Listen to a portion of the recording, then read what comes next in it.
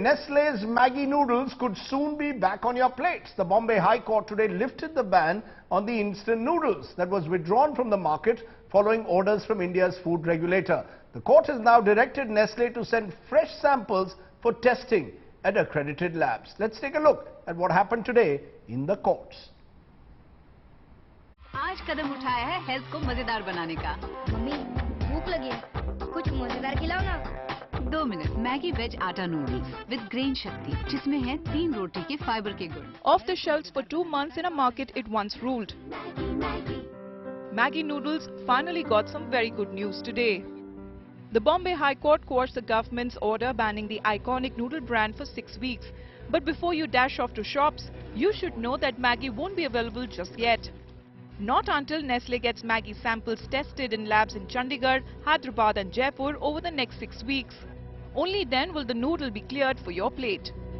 Nestle will be allowed to sell its product after a period of 6 weeks from the time when these laboratories conduct the fresh test. And these laboratories would be the accredited laboratories which have been set out in the order. आज जो अदालत ने जो फैसला सुनाया मैं उसको welcome करती हूं क्योंकि मेरा हमेशा ये सोचना रहा है कि बहुत ट्रांसपेरेंट सिस्टम्स होने चाहिए, प्रोटोकॉल्स बने होने चाहिए कि मैन्युफैक्चरर को क्या फॉलो करना है, टेस्टिंग वाले को कैसे टेस्ट करना है और कंज्यूमर को ये भरोसा होना चाहिए मैं जो खा रहा हूं वो मेरे हेल्थ के लिए बिल्कुल सही है।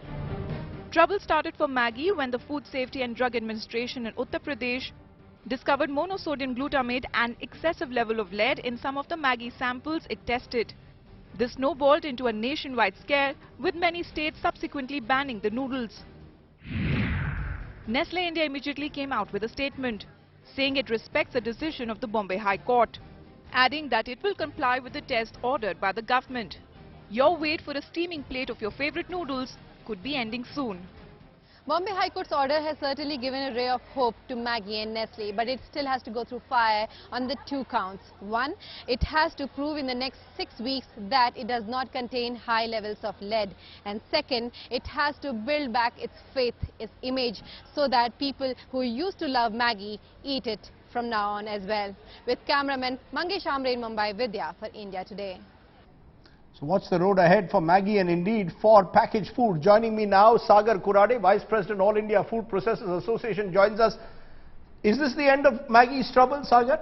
What happens if one of the labs says that it has lead content well beyond the permissible limit? Is it the end of Maggi's troubles or really only a break that they've got?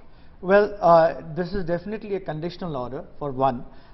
Details of the orders are yet to come up, but from our point of view, as far as industry is concerned, we really believe, and the order is clear in stating that the process and procedure, whether in collection of sample or whether related to testing, was not really followed. So while Nestle definitely has to 6 weeks to prove itself, and we are pretty hopeful that they will prove itself, but once they do, Maggi should be back on. So you're saying the real questions have to be answered by the food regulators. The manner in which laboratory tests are taking place in this country, perhaps also the manner in which some are saying there is media outrage every time one product is found, which if you remember a few years ago, there was a cockroach which was allegedly found in a Cadbury's or an insect which was found in Cadbury's.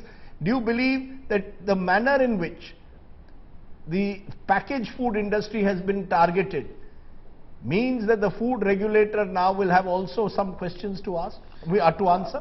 Absolutely. See, any industry, even food processing industry, requires a cohesive regulatory environment to prosper and function. A regulator cannot have an approach saying everybody is guilty till proven innocent. So, and if that is the approach, then it doesn't help the industry, it doesn't help the regulator.